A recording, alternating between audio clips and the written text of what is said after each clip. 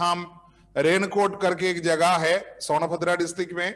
यहाँ हमारा कम से कम 80 गांव में हमारी सेवकाई है, लेकिन हमारी जो लाइन ऑनलाइन में 25-30 तक 35 लोग तक ही आते हैं, लेकिन बाकी लोगों के पास फोन नहीं है। इसलिए हम लोग ये जो आवाज है इसका मीडिया इसको हम स्पीकर के द्वारा करते हैं, वो लोग उस पे से कॉन्फ्रेंस कॉल के द्वारा सुनते हैं। बाकी जो लोग है अभी जो जिसके पास फोन है इसमें आते, बाकी जो हमारी प्रभु का दास लोग ज्यादा तरफ और गांव से जो लोग है हमारा ऑडियो जो बटन वाला फोन के द्वारा हमको कॉल करते हैं, हमारी इस पे आते हैं। हालेलुया। और कम से कम 50 से 60 फैमिली हमारे बीच में अभी उपस्थिति है आपका वचन सुनने। जो भी जैसे प्रभु आपको गवाही करते हैं, आगे 45 मिनट आपको वचन बोलने के लिए है। प्रभु का दासी आगे का समय हम आपको देते हैं। Thank you.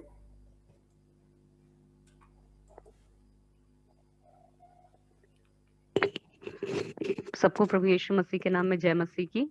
जय मसीह। क्या मेरी आवाज सबको सही सुनाई दे रही है? बिल्कुल अच्छे सुनाई दे रहे हैं। मैं सभी लोगों को परमेश्वर का धन्यवाद देती हूँ कि परमेश्वर ने आज का ये सुंदर मौका मुझे दिया कि मैं आप लोगों के बीच में, आपकी कलीसिया के बीच में परमेश्वर के वचन को लेकर आ सकूं। साथ ही मैं पास्टर जी को बहुत बहुत धन्यवाद देती हूँ उनके आमंत्रण के लिए, जो उन्होंने अपनी कलीसिया में आज की शाम वचन बांटने के लिए मुझको आमंत्रित किया। मैं बहुत कम शब्दों में अपना परिचय देना चाहती हूँ। मेरा नाम शीला श्रीवास्तव है। मैं उत्तर प्रदेश लखनऊ में अपने पति और बेटी के साथ असेंबली ऑफ गॉड चर्च की एक सदस्य हूँ, और परमेश्वर ने पिछले 16 साल में जो कुछ मुझे सिखाया और जो कुछ प्रभु ने आज की इस सभा के लिए मेरे हृदय में वचन दिया, उसमें से कुछ बातें आप लोगों के बीच में रखना चाहती हूँ। मैं अपने बारे में बताना चाहूंगी कि मैं एक हिंदू परिवार से आती हूँ, और आज से 16 साल पहले परमेश्वर ने मुझ पर अनुग्रह किया। प्रभु यीशु मसीह का शुभ समाचार मेरे जीवन में आया। परमेश्वर ने मुझे और मेरे परिवार को बहुत सी आशीषें दी, और तब से मैं प्रभु यीशु मसीह के साथ चल रही हूँ। और जो कुछ प्रभु ने आज तक अपने वचन से सिखाया है, उस वचन के अनुसार चलने का प्रयास कर रही हूँ। और जो कुछ प्रभु ने सिखाया उसी में से कुछ बातें आप लोगों के बीच में रखना चाहती हूँ। मैं परमेश्वर के वचन के लिए आज इब्रानियों की पत्री उसका है और पद 37 से प्रचार को शुरू करना चाहती हूँ। और आज के संदेश का शीर्षक है समय बहुत थोड़ा है। इब्रानियों उसका 10वां अध्याय पद 37 और शीर्षक है समय बहुत थोड़ा है। क्योंकि आज मैं बहुत सारे पदों को आपके सामने पढ़ना चाहूंगी, इसलिए मैं चाहती हूँ कि आप बाइबल में उन पदों को खोलने में अपने समय को न लगाएं, बल्कि आप चाहें तो उन वचनों को मैं आपके लिए पढ़ूंगी, आप उन्हें ध्यान से सुन सकते हैं। इब्रानियों अध्याय 10 उसके पद 37 में इस तरह से लिखा है, क्योंकि अब बहुत ही थोड़ा समय रह गया है जबकि आने वाला आएगा और देर ना करेगा। प्रियो, हम परमेश्वर के वचन में देखते हैं कि प्रेरित लोग आरंभिक कलीसिया को हमेशा इस बात के लिए तैयार रहने के लिए चेतावनी देते थे, उनको हमेशा सिखाते थे कि प्रभु यीशु मसीह का आगमन किसी भी समय हो सकता है।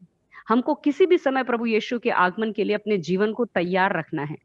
इसके लिए हमें कैसे एक पवित्र जीवन बिताना है, कैसे हमें एक चौकस जीवन बिताना है, इसके लिए प्रेरितों ने बार बार कलीसियाओं को शिक्षा दी। अगर हम एक बात को सोचें कि आज से 2000 साल पहले जब प्रेरित इस बात को लेकर इतना ज्यादा सचेत थे और वो कलीसिया को बार बार चेतावनियां दे रहे थे कि यीशु मसीह का आगमन किसी भी समय हो सकता है, अपने जीवन को तैयार रखो, तो उस 2000 साल के बाद यीशु का आगमन आज कितना अधिक निकट है और आज कितना जरूरी है और कितना महत्वपूर्ण है कि हम उसके लिए अपने जीवन को तैयार करें। अगर हम इस पद को ध्यान से पढ़ें तो लिखा है क्योंकि अब बहुत ही थोड़ा समय रह गया है, यानी ये घटना बहुत ही जल्द होने वाली है।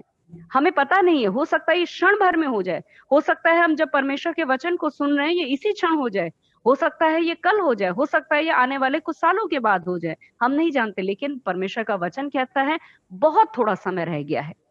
आगे वो कहता है जबकि आने वाला आएगा और देर ना करेगा। अर्थात कौन आने वाला है? प्रभु यीशु मसीह आने वाला है। क्यों आने वाला है? अपनी कलीसिया को लेने आने वाला है। और परमेश्वर का वचन कहता है वो आएगा, अर्थात उसका आना निश्चय है, उसके आने में कोई संदेह नहीं है, उसके आने में कोई ऐसा नहीं है कि शायद वो आए शायद वो ना आए, वो निश्चय आएगा क्योंकि उसने प्रतिज्ञा की है और वो देर नहीं करेगा। अर्थात उसने जो नियत समय रखा है कलीसिया को ले जाने के लिए वो उसी समय पर जरूर आएगा। जब परमेश्वर के वचन को हम पढ़ते हैं तो हम देखते हैं प्रेरित लोग कई बार कलीसिया को बार बार ये चेतावनी देते थे, बार बार ये उनको चेतावनी देते थे कि तुमको अपने आप को तैयार करना है। तो हम परमेश्वर के वचन में देखते हैं कुछ बातों को कि कलीसिया को अपने आप को कैसे प्रभु यीशु मसीह के आगमन के लिए तैयार करना है। इस बात को समझने के लिए आज हम बाइबल से कुछ पदों को देखेंगे और उनमें सबसे पहली बात है आशा का अंगीकार। अगर हम इब्रानियों की पत्री उसके 10वें अध्याय और पद 23 को देखें, इब्रानियों 10वां अध्याय पद 23, आप चाहें तो इन पदों को नोट कर सकते हैं, आप बाद में इसको पढ़ सकते हैं। इब्रानियों 10:23 में लिखा है, आओ हम अपनी आशा के अंगीकार को दृढ़ता से थामे रहें, क्योंकि जिसने प्रतिज्ञा की है वह सच्चा है। हालेलुया। हम परमेश्वर के वचन में देखते हैं अंगीकार। अंगीकार का अर्थ क्या होता है? अंगीकार का अर्थ है कि किसी सच्चाई को मानना और उसकी घोषणा को करना। जब हम प्रभु यीशु के पास आते हैं तो हम प्रभु यीशु के सम्मुख अपने पापों के लिए पश्चाताप करते हैं। हम प्रभु यीशु के सामने इस बात को मान लेते हैं कि हाँ प्रभु यीशु, मैंने बहुत से पाप किए और मैं पापी हूं, मुझे आपके लहू से शुद्ध करिए और अपनी संतान बनाइए। लेकिन इसी अंगीकार के साथ हम एक और अंगीकार करते हैं और वो ये है कि हमारा प्रभु यीशु मसीह एक दिन हमें अपने साथ स्वर्ग लेकर जाएगा। हमारा प्रभु यीशु मसीह ने हमारे लिए स्वर्ग में एक मिरास को रखा हुआ है। परमेश्वर का वचन कहता है कि हमको अपनी आशा के अंगीकार को दृढ़ता से थामना है। यहां पर पवित्र आत्मा दृढ़ता शब्द का इस्तेमाल क्यों करता है? अगर हम देखें तो दृढ़ता का अर्थ है किसी चीज को मजबूती से पकड़ना है जो हमारे हाथ से छूट सकती है। ये कुछ ऐसी घटनाएं, कुछ ऐसे कारण हो सकते हैं जिनकी वजह से हम उस अंगीकार को खो सकते हैं। अगर हम देखें तो जब हमने प्रभु यीशु मसीह को अपना उद्धारकर्ता ग्रहण किया और स्वर्ग जाने तक की यात्रा के बीच में कई वर्ष हैं और उन वर्षों में एक विश्वासी को अपने जीवन में कई तरीके की परिस्थितियों से होकर जाना पड़ता है। वो इसी संसार में रहता है, इसी शरीर में रहता है, उसे बहुत सारी बार बहुत से सकारात्मक अनुभव मिलते हैं, बहुत से नकारात्मक अनुभव मिलते हैं, बहुत से क्लेश तक जाना पड़ता है, बहुत बार कई प्रकार की परीक्षाएं उसके सामने आती हैं, कई प्रकार का सताव, कई प्रकार का डर उसके अंदर आता है। लेकिन परमेश्वर का वचन कहता है कि अपने आशा के अंगीकार को दृढ़ता से थामे रहो। अर्थात ये सारी चीजें जब एक विश्वासी के जीवन में हो रही होती हैं तो कई बार ऐसा होता है कि वो आशा हमारी आंखों से धूमिल होने लगती है। अब हम पुराने जीवन की तरह पाप में तो नहीं चले जाते हैं, लेकिन हमारा मन और सोच एक बार फिर से इन परिस्थितियों के कारण शरीर और संसार की बातों में उलझ जाता है। हम फिर से उन चिंताओं की ओर सोचने लगते हैं, हम फिर से कई बार उस पुराने जीवन की ओर मुड़ने लगते हैं। लेकिन प्रभु का वचन कहता है कि अपनी आशा के अंगीकार को, हमारी आशा का अंगीकार क्या है कि प्रभु यीशु मसीह हमको स्वर्ग लेकर जाएगा। हमारी मृत्यु से पहले यदि प्रभु यीशु का आगमन होता है या हमारी मृत्यु के बाद यदि हम प्रभु के पास जाते हैं, लेकिन यह निश्चय है कि हमारा प्रभु के साथ एक दिन आमना सामना होगा। हम प्रभु के पास जाएंगे। ये हमारे पास स्वर्ग जाने की जो एक आशा है, परमेश्वर का वचन कहता है उसे दृढ़ता से थामे रहो। यहां पर मैं आपके लिए एक वचन पढ़ना चाहूंगी। फिलिपियों की पत्री उसके 3रे अध्याय उसके 20वें पद में लिखा है, पर हमारा स्वदेश स्वर्ग पर है और हम एक उद्धारकर्ता प्रभु यीशु मसीह के वहां से आने की बाट जो रहे हैं। हालेलुया। हमारा स्वदेश ये संसार नहीं है, हमारा स्वदेश ये धरती नहीं है, हमारा स्वदेश प्रभु यीशु मसीह के पास स्वर्ग में है और हम वहां से अपने प्रभु यीशु मसीह के वापस आने की बाट जो रहे हैं। मैं विश्वास करती हूँ कि जब हम प्रभु के लोग यहाँ पे प्रभु के नाम से इकट्ठा हैं, जैसे प्रभु यीशु ने कहा, जहाँ 2 या 3 लोग मेरे नाम से इकट्ठा होते हैं मैं उनके बीच में मौजूद हूँ। मैं विश्वास करती हूँ कि प्रभु के आत्मा ने हम सब की अगुवाई किया। जब मैंने सभा को ज्वाइन किया, मैंने सुना वहां पर एक गीत बज रहा था कि प्रभु यीशु मसीह आने वाला है और हम सब उसके लिए तैयार हूँ। आज का वचन भी वही है प्रियो, कि प्रभु यीशु मसीह जल्द आने वाला है। हमारे सोचने और अपेक्षा करने से भी जल्दी प्रभु यीशु मसीह के लिए अपने जीवन को हम तैयार करें। यहाँ पर परमेश्वर का वचन कहता है कि अपने आशा के अंगीकार को दृढ़ता से थामे रहो। अगर हम इब्रानियों की पत्री उसके 6ठे अध्याय उसके पद 18 से 19 में देखें तो इस तरह से लिखा है, ताकि 2 बेबदल बातों के द्वारा जिनके विषय में परमेश्वर का झूठा ठहरना अनहोना है, दृढ़ता से हमारा ढांढस बंध जाए, जो शरण लेने को इसलिए दौड़े हैं कि उस आशा को जो उसके सामने रखी हुई है प्राप्त करें। वो आशा हमारे प्राण के लिए ऐसा लंगर है जो स्थिर और दृढ़ है और पर्दे के भीतर तक पहुंचता है। यहाँ पर हमारी आशा को एक लंगर के समान बताया गया है। अगर हम पानी के जहाज़ों को देखते हैं, वहाँ पर जहाज़ में और जहाज़ की यात्रा में लंगर की एक बहुत महत्वपूर्ण उपयोगिता है, उसकी एक बहुत बड़ी भूमिका होती है। वो लंगर उस जहाज़ को एक जगह पर स्थिर होने में मदद करता है।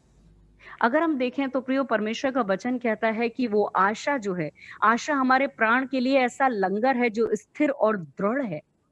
हमारी ये आशा और हमारी इस आशा का अंगीकार कि एक दिन हम प्रभु यीशु मसीह के पास स्वर्ग जाएँगे, हमारे लिए एक ऐसा लंगर है, हमारे लिए एक ऐसी दृढ़ बात है जो हमें संसार में प्रभु यीशु के आगमन के लिए तैयार होने के लिए मदद करती है। हम अपने जीवन में कई अनुभवों में से होकर जाते हैं, लेकिन यदि हमारा मन और हमारा अंगीकार सदा इस बात पर हम मजबूती से थामे रहें कि प्रभु यीशु मसीह का आना निकट है, प्रभु यीशु मसीह के साथ मुझको स्वर्ग जाना है, तो प्रियो ये बात हमको हिम्मत देती है कि हम संसार के पाप से, संसार की अभिलाषा से, संसार की चिंताओं से बचकर उसके ऊपर जय पाकर और प्रभु यीशु के लिए अपने जीवन को तैयार करें। आज हम संसार में देखते हैं बहुत सारे लोग ऐसे हैं जिनके पास बहुत सा धन है, बहुत सी प्रसिद्धि है, बहुत सी उनके पास उपलब्धियां हैं, बहुत सी ऊंचाइयां हैं, लेकिन वो अपने जीवन में निराश हैं। और कई बार उनकी निराशा, उनका अवसाद, उनका डिप्रेशन उनके ऊपर इस तरीके से हावी हो जाता है कि वो अपने जीवन का अंत कर लेते हैं। क्यों? क्योंकि प्रियो उनके पास सब कुछ है, लेकिन उनके पास एक आशा नहीं है। उनके पास अनंत जीवन की आशा नहीं है। उनके पास अपने सृष्टिकर्ता से मिलने की आशा नहीं है। उनके पास एक विश्वास नहीं है, एक भरोसा नहीं है। लेकिन परमेश्वर का धन्यवाद करते हैं, प्रभु ने हमको वो आशा दी है। परमेश्वर का वचन कहता है अपनी आशा के अंगीकार को दृढ़ता से थामे रहो, क्योंकि समय बहुत निकट है। एक बात जो हमको याद रखनी है, हम अंतिम दिनों के अंतिम समय में रह रहे हैं। हम अपने चारों ओर जो घटनाएं देखते हैं, पढ़ते हैं, सुनते हैं, उससे हमको परमेश्वर के वचन की पुष्टि होती है कि समय बहुत निकट है। और जब समय निकट है, ऐसे समय में हमको अपनी आशा के अंगीकार को और मजबूती से थामना है। क्योंकि संसार में घट रही घटनाएं कई बार हमारे मन को विचलित कर देती हैं, कई बार हमारे मन में संदेह आने लगते हैं, कई बार हमारे मन में डर आने लगते हैं, लेकिन प्रभु कहता है अपनी आशा के अंगीकार को दृढ़ता से थामे रहो। जब तुमको महसूस होता है कि चारों तरफ इतने तूफान उठ रहे हैं, उस समय अपने आशा के अंगीकार को दृढ़ता से थामे रहो। इस बात को हमेशा याद रखो, प्रभु यीशु मसीह का आगमन निकट है, मुझको स्वर्ग जाना है। इस संसार की चीजें, इस संसार का आकर्षण, इस संसार की अभिलाषाएं, इस संसार की समस्याएं मेरे को इस पृथ्वी तक नहीं रोक पाएंगी। एक दिन ये सब समाप्त हो जाएगा, मैं अपने प्रभु यीशु के सम्मुख खड़ा हूंगा, मैं अपने परमेश्वर के साथ हूंगा। हमको इस आशा के अंगीकार को दृढ़ता से थाम के रखना है। प्रियो, जो हम दूसरी बात देखते हैं वो है आपसी सहभागिता। इसके लिए हम देखते हैं इब्रानियों की पत्री, उसका 10वां अध्याय और 25वां पद। इब्रानियों 10 उसका 25।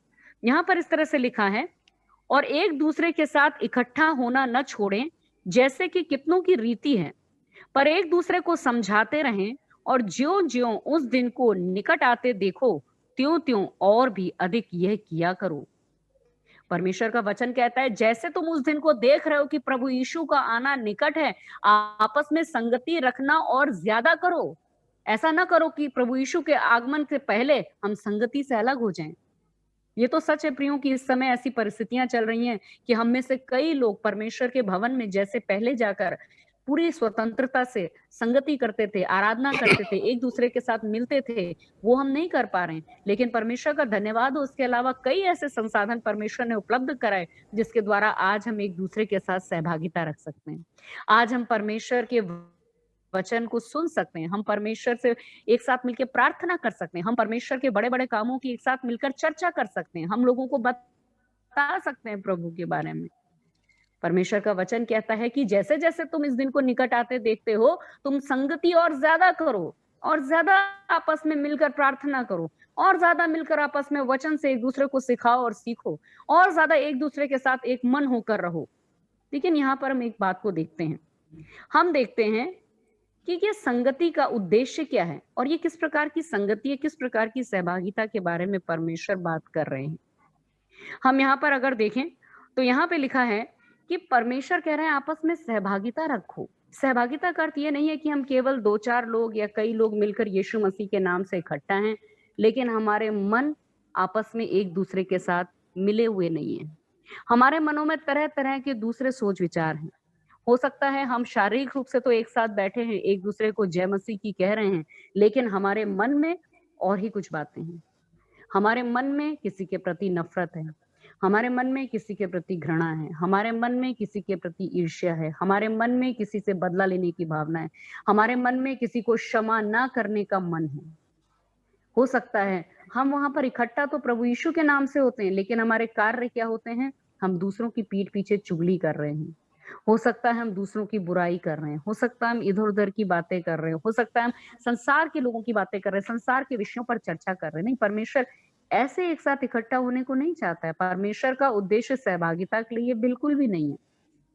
अगर हम देखें तो जैसा हमने अभी सुना कि हमें अपनी आशा के अंगीकार को दृढ़ता से थामे रहना है। ये तो एक व्यक्तिगत रूप से विश्वासी के लिए परमेश्वर की एक चेतावनी है कि अपने आशा के अंगीकार को दृढ़ता से थामे रहो। लेकिन साथ ही परमेश्वर कहता है कि आपको एक कलीसिया के रूप में सहभागिता करना बहुत जरूरी है।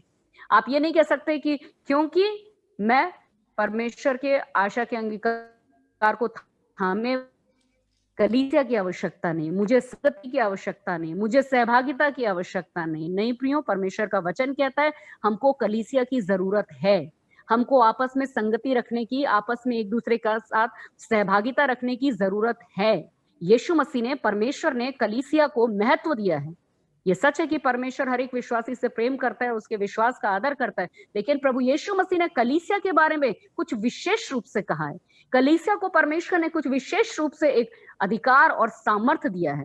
आज हम देखते हैं कि परमेश्वर ने, यीशु मसीह ने कलीसिया का निर्माण किया है। ये कलीसिया किसी मनुष्य की, किसी संस्था की बनाई हुई नहीं है। ये कलीसिया स्वयं प्रभु यीशु मसीह की बनाई हुई है। अगर हम मत्ती रचित सुसमाचार उसके 16वें अध्याय और उसके पद 18 को देखें तो वहां इस तरह से लिखा है, और मैं भी तुझसे कहता हूं कि तू पतरस है और मैं इस पत्थर पर अपनी कलीसिया बनाऊंगा और अधोलोक के फाटक उस पर प्रबल ना होंगे। कलीसिया प्रभु यीशु मसीह ने बनाई है। कलीसिया प्रभु यीशु मसीह ने बनाई है। अगर हम देखते हैं तो यीशु ने कलीसिया को अधिकार दिया है। मत्ती 18:18 अगर हम देखें तो वहां पर लिखा है, मैं तुझसे सच सच कहता हूं, जो कुछ तुम पृथ्वी पर बांधोगे वो स्वर्ग में बंधेगा और जो कुछ तुम पृथ्वी पर खोलोगे वो स्वर्ग में खुलेगा। हालेलुया। परमेश्वर ने कलीसिया को अधिकार दिया है स्वर्ग पर बांधने और खोलने का। परमेश्वर यीशु मसीह ने कलीसिया को अधिकार दिया है। अगर हम आगे देखें तो यीशु मसीह ने कलीसिया को सामर्थ्य दिया है। मत्ती रचित सुसमाचार उसका 18वां अध्याय और उसका पद 20 कहता है, क्योंकि जहां 2 या 3 मेरे नाम पर इकट्ठा होते हैं वहां मैं उनके बीच में होता हूं। हालेलुया। हम यहाँ पर देखते हैं प्रभु यीशु मसीह कहता है, जहां कलीसिया इकट्ठा होती है, जहां मेरे नाम से 2 या 3 इकट्ठा होते हैं, मैं उनके बीच में मौजूद होता हूं। तो यीशु मसीह जब मौजूद होता है तो क्या वो अपनी सामर्थ्य से अलग होकर मौजूद होता है? क्या वो अपने चरित्र और अपने स्वभाव से अलग होकर मौजूद होता है? नहीं, प्रभु यीशु मसीह अपनी पूरी सामर्थ्य के साथ, अपने पूरे अनुग्रह के साथ, अपनी पूरी आशीषों के साथ अपने लोगों के बीच में मौजूद होता है। और अगर इसके आगे हम देखें तो यीशु मसीह ने कलीसिया के लिए प्रतिज्ञा की है। अगर हम इफिसियों की पत्री उसके 5वें अध्याय उसके पद 25 से 27 को देखें तो लिखा है, हे पतियों, अपनी अपनी पत्नी से प्रेम रखो, जैसा मसीह ने भी कलीसिया से प्रेम करके अपने आप को उसके लिए दे दिया, कि उसको वचन के द्वारा जल के स्नान से शुद्ध करके पवित्र बनाए और उसे एक ऐसी तेजस्वी कलीसिया बनाकर अपने पास खड़ी करे, जिसमें न कलंक, न झुर्री, न कोई और ऐसी वस्तु हो, वरन पवित्र और निर्दोष हो। प्रभु यीशु मसीह कलीसिया को एक ऐसे उदाहरण से परमेश्वर का वचन समझाता है जैसे एक पति और पत्नी। और परमेश्वर का वचन कहता है कि यीशु मसीह अपनी दुल्हन यानी अपनी कलीसिया को कैसा देखने के लिए चाहते हैं, जिसमें कोई दाग और कोई झुर्री ना हो। प्रभु यीशु मसीह ने प्रतिज्ञा की है वो अपनी कलीसिया को लेने के लिए आएगा। अर्थात हम देखते हैं प्रभु यीशु मसीह ने कलीसिया का निर्माण किया। हम कलीसिया के महत्व को कभी भी तुच्छ ना जाने।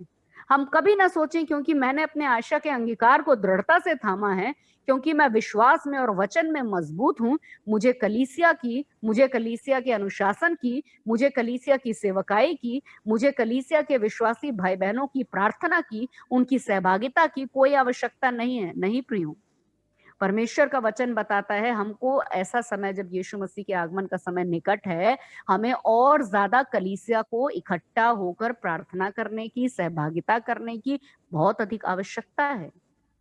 कलीसिया के महत्व को कभी भी तुच्छ न जाने। दूसरा हम देखते हैं कि यीशु मसीह ने कलीसिया को सामर्थ दी है, कलीसिया को अधिकार दिया है।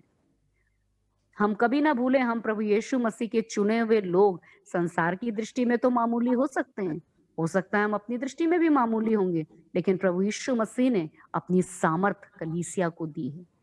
प्रभु यीशु मसीह ने अपनी कलीसिया को अधिकार दिया है। उसने प्रतिज्ञा की है कि वो इस कलीसिया को लेने के लिए जल्द ही आने वाला है। हमें एक कलीसिया के रूप में आपस में संगति करना बहुत आवश्यक है। हमें अपनी कलीसिया के लिए प्रार्थना करना बहुत आवश्यक है। हमें अपनी कलीसिया से प्रेम करना बहुत आवश्यक है। यहाँ पर हम देखते हैं जब सहभागिता की बात होती है, जैसे मैंने अभी बताया, तो क्या इस सहभागिता का उद्देश्य केवल यही इकट्ठा होना है? नहीं। कई बार लोग कलीसिया के नाम पर इकट्ठा होते हैं, लेकिन उसका उद्देश्य पूरी तरीके से परमेश्वर के उद्देश्य से अलग होता है।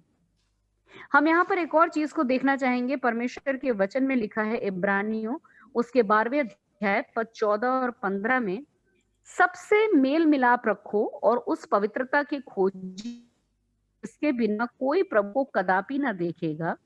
ध्यान से देख रहो, ऐसा न हो कि कोई परमेश्वर के अनुग्रह से वंचित रह जाए या कोई कड़वी जड़ फूट कर कष्ट दे के द्वारा बहुत लोग अशुद्ध हो जाएं। प्रियो, जब हम परमेश्वर के वचन में देखते हैं, प्रभु कहते हैं सहभागिता का उद्देश्य क्या है? आपस में मेल मिलाप से रहो और सबसे प्रेम रखो। परमेश्वर कहते हैं बिना पवित्रता के कोई परमेश्वर को देख नहीं सकता। हम यहाँ पर देखते हैं एक व्यक्ति, परमेश्वर का वचन कहता है, जो कड़वाहट से भरा हुआ है वो कई लोगों को अशुद्ध कर देता है। एक व्यक्ति जिसके अंदर परमेश्वर के वचन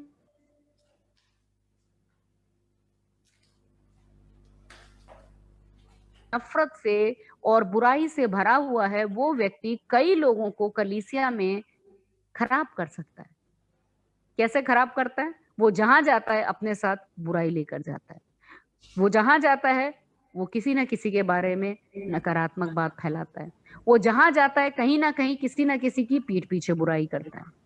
इसका असर क्या होता है? इसका असर ये होता है कि सुनने वाले के मन में भी बुराई आ जाती है और धीरे धीरे कलीसिया के अंदर इस तरीके की गंदगी, इस तरीके की अशुद्धता फैलने लगती है और कलीसिया अपने विश्वास में मजबूत नहीं रह पाती है। हम यहाँ पर देखते हैं परमेश्वर का वचन कहता है कि ध्यान से देखो, कोई ऐसा व्यक्ति तो नहीं है तुम्हारे बीच में जिसकी कड़वाहट के कारण सभी लोग अशुद्ध हो रहे हैं, जिसकी कड़वाहट के कारण सभी लोग परमेश्वर के प्रेम से, परमेश्वर की संगति से, परमेश्वर के विश्वास से अलग हो रहे हैं।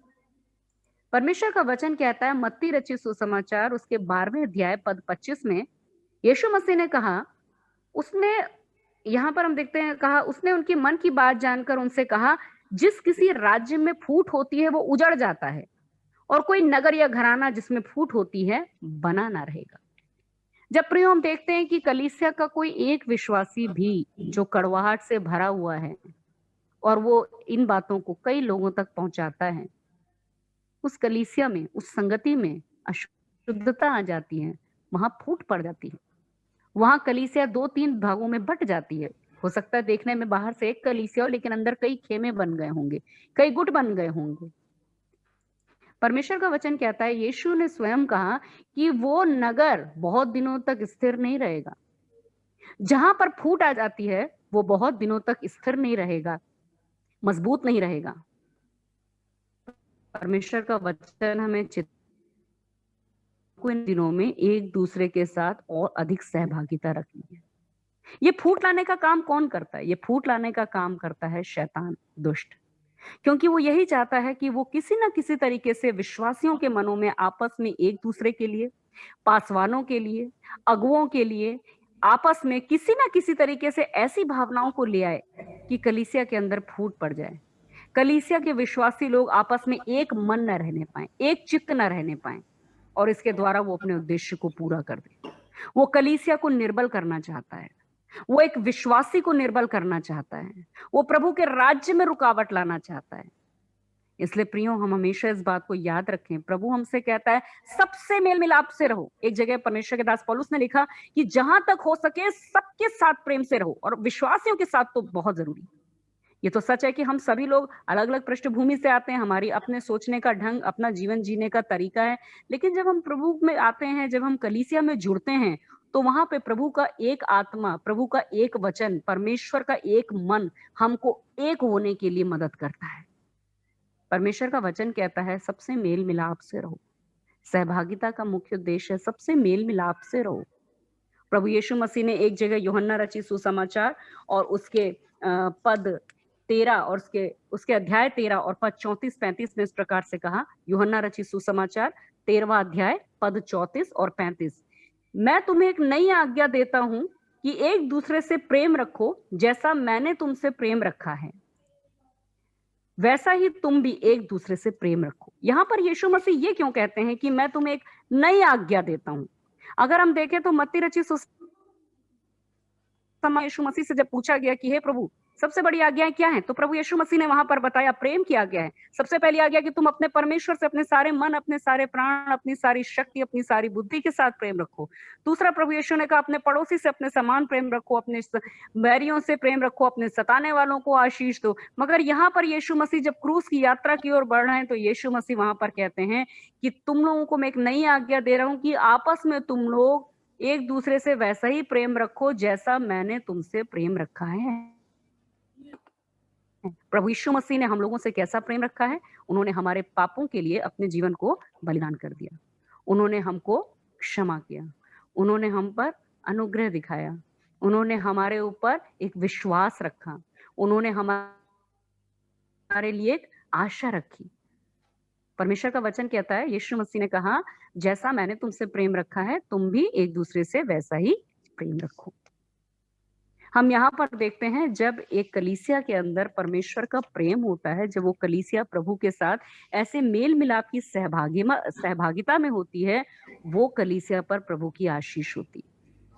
और इन अंत के दिनों में शैतान का भरसक प्रयास है कि वो कलीसियाओं के अंदर विभाजन लाए, कलीसियाओं के अंदर गड़बड़ियां लाए, विश्वासियों को आपस में एक दूसरे के प्रति विरोध में लाए, पासवानों के साथ कोई ना कोई समस्या करे। ये उसका काम है, वो ये करेगा प्रियो। लेकिन प्रभु का वचन हमें याद दिलाता है तुम सबसे मेल मिलाप से रहो, जैसा मैंने तुमसे प्रेम किया वैसा तुम प्रेम रखो। बाइबल कहती है तुम शैतान को कोई अवसर मत दो, कोई कड़वी जड़ फूटने ना पाए जो सबको अशुद्ध कर दे। प्रभु कहता है मेरे आगमन में बहुत थोड़ा समय रह गया, ऐसा ना हो कि तुम अपने विश्वास में कमजोर हो जाओ, तुम्हारी कलीसिया कमजोर हो जाए, शैतान की युक्ति सफल हो जाए। प्रभु हमें चिताता है कि नहीं, कलीसिया में एक मन होकर रहो, क्षमा कर दो।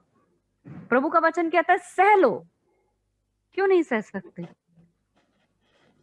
कहीं ना कहीं हमारे अंदर अपना पुराना स्वभाव या अपना अहंकार आ जाता है, कहीं ना कहीं हमारे अंदर अपना स्वार्थ आ जाता है। प्रभु कहता है सबसे मेल मिलाप से रहो।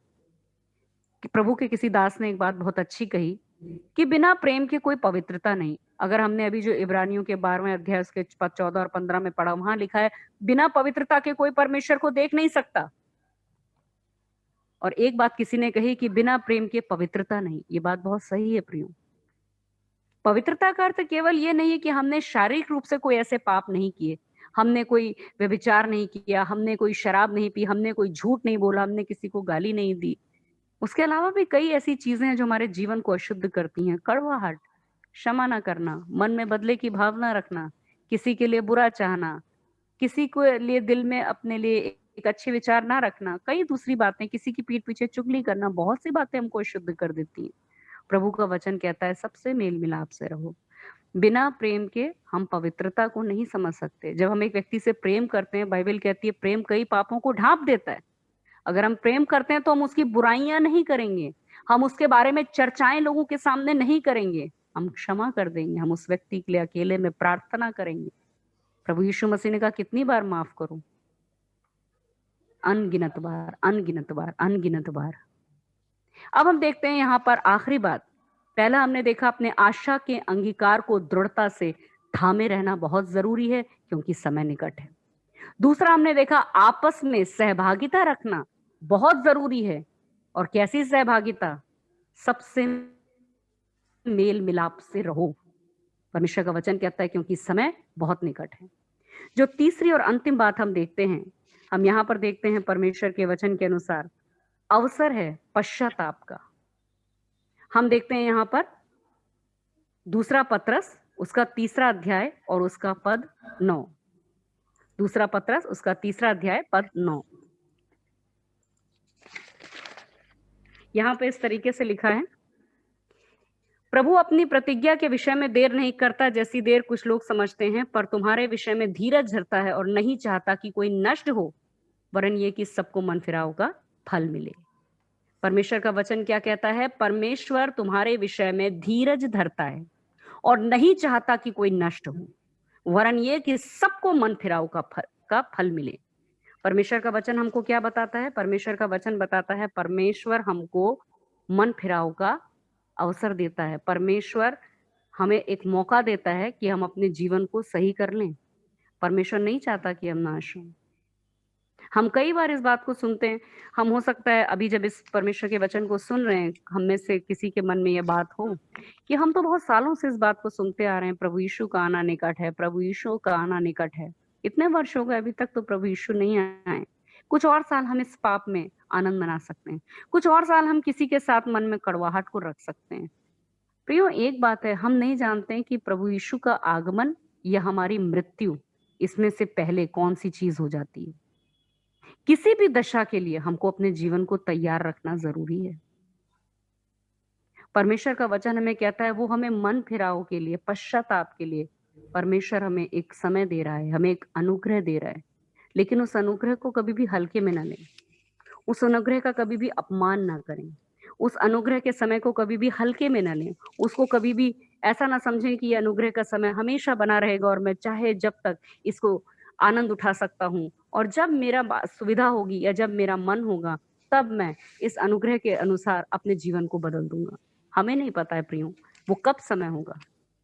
परमेश्वर का वचन कहता है परमेश्वर हमको अनुग्रह देता है ताकि हम मन फिराव कर सकें।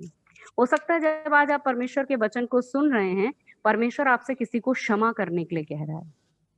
हो सकता है जब आज आप परमेश्वर के वचन को सुन रहे हैं, परमेश्वर आपसे किसी आज्ञा का पालन करने के लिए कह रहा है। हो सकता है आज जब आप वचन को सुन रहे हैं, आपके अंदर दशमांश देने के प्रति जो एक डर है कि मेरी जरूरतें कैसे पूरी होंगी, प्रभु आपसे बात कर रहा है, उस पर विश्वास रखें। हो सकता है प्रभु ने आपको सेवक के लिए बुलाहट दी है, लेकिन आप सेवकाई में आने से डर रहे हैं। हो सकता है प्रभु ने आपको किसी बात के लिए चिंता करने से रोका है, लेकिन आप दिन रात उसके विषय में चिंता कर रहे हैं। हो सकता है प्रभु आपसे कह रहा है कि किसी वस्तु को, किसी व्यक्ति को, किसी भावना को, किसी संबंध को, किसी आदत को बदल डालो अपने जीवन से, उसको हटा दो, वो मेरे वचन के अनुसार नहीं है, लेकिन आप आज तक उसको बना के रखे हुए हैं। आप जानते हैं प्रियो, मैं जानती हूं, जब हम परमेश्वर के वचन को सुन रहे हैं, प्रभु हमसे बात कर रहे हैं। बोलने वाला एक मनुष्य हो सकता है, लेकिन मेरा विश्वास है पवित्र आत्मा बात कर रहे हैं। किससे परमेश्वर क्या बात कर रहा है वो व्यक्ति अच्छी तरह से जानता है, चाहे मैं हूं, चाहे आप हो, चाहे कोई भी हो। और परमेश्वर कह रहे हैं आज वो दिन है, उसको कल के लिए मत टालो।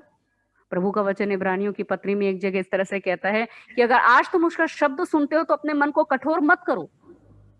हमें नहीं पता प्रियो कि जब हम ये सोच रहे हैं कि आज नहीं प्रभु जी, इस काम को मैं कल कर लेता हूं, इस साल नहीं अगले साल माफ करना शुरू करूंगा।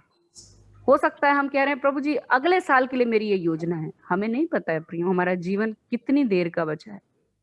ऐसा ना हो हमारे जीवन के समाप्त होने में या प्रभु यीशु मसीह के आगमन में समय ही ना रहे और हम उस पाप से बाहर ना निकल सकें, उस आज्ञा का पालन ना कर सकें और प्रभु यीशु मसीह अपनी कलीसिया को लेकर चला जाए। प्रभु कहता है आज ही वो दिन है। अगर हमने आज अपनी आत्मा में सुन लिया कि हाँ प्रभु आप मुझसे बात बहुत दिन से कह रहे थे, लेकिन आज आपने इस बात को एक बार फिर से मेरे सामने दोहराया है, परमेश्वर मुझे आज इस बात को करना है। प्रभु के वचन में भजन संहिता में परमेश्वर का दास कहता है कि मैंने तेरी आज्ञाओं को मानने में विलंब नहीं किया है, फुर्ती की है। अर्थात जब प्रभु का आत्मा हमको कुछ कह रहा है, परमेश्वर का आत्मा जब हमको किसी बात के लिए चेतावनी दे रहा है, कुछ बात परमेश्वर का आत्मा हमें सही करने के लिए कह रहा है प्रियो, उस बात को हल्के में ना टालें, उस बात को ये ना समझें ठीक है एक बार और सुनेंगे तब कर लेंगे उस काम को। हमें नहीं पता हमारा जीवन कितनी देर का, हमें नहीं पता प्रभु यीशु मसीह का आगमन कब हो जाए और हम उन चीजों को कभी सही ना कर सकें, हम उन चीजों को अपने जीवन में कभी ठीक ना कर सकें और हम सदा के लिए केवल पश्चाताप करते हुए और हानि उठाते हुए रह जाएं। इसलिए हम सबको अपने जीवन में प्रभु यीशु मसीह के आगमन के लिए तैयार रहने की बहुत ज्यादा जरूरत है। जो इन दिनों में व्यक्तिगत रूप से मेरा परमेश्वर के साथ समय बिताने का और जो प्रभु के साथ संगति करने का एक समय है, उसमें मैं हमेशा एक बात को बहुत अच्छी तरीके से अनुभव करती हूँ। प्रभु एक बात कहते हैं, समय निकट है। अपना ध्यान संसार की बातों से हटा लो, अपना ध्यान लोगों की बातों से हटा लो, अपना ध्यान दूसरी चीजों से हटा लो। समय निकट है। हर एक दिन को ऐसे बिताओ जैसे मानो आज यीशु का आगमन है, जैसे मानो आज तुम्हारा इस पृथ्वी पर आखिरी दिन है। अगर प्रियो हमको ये पता चल जाए कि कब यीशु का आगमन होगा या कब मेरे जीवन का अंतिम दिन है, तो हम किस तरह से जीवन बिताएंगे? क्या हम लापरवाही से जीवन बिताएंगे? बिल्कुल भी नहीं। हम बिल्कुल ऐसे तैयारी के साथ जीवन बिताएंगे कि बस मेरे जीवन में जो महत्वपूर्ण कार्य है मुझे वो करना है, जो मुझे सही करना है प्रभु से मिलने के लिए, मुझे उन चीजों को सही करना है। मुझे जीवन में जो बुराइयां हैं, जो पाप है, मुझे उनको हटाना है, क्योंकि प्रभु का आगमन आ गया है। मुझे प्रभु के सामने खड़ा होना है, मुझे प्रभु यीशु मसीह से मिलना है। तो प्रियो, हम परमेश्वर को इन तीनों बातों के लिए धन्यवाद दें कि प्रभु ने हमारे लिए एक आशा का अंगीकार दिया है। प्रभु ने हमारे लिए एक आशा रखी है प्रियो, कि हम एक दिन प्रभु यीशु मसीह के पास जाएंगे, स्वर्ग जाएंगे, और हम हमेशा कलीसिया के साथ एक मन होकर रहें, कलीसिया के साथ एकता में रहें। कहीं भी शैतान को अवसर ना दें कि वो हमारे जीवनों में फूट या विरोध को लेकर आए।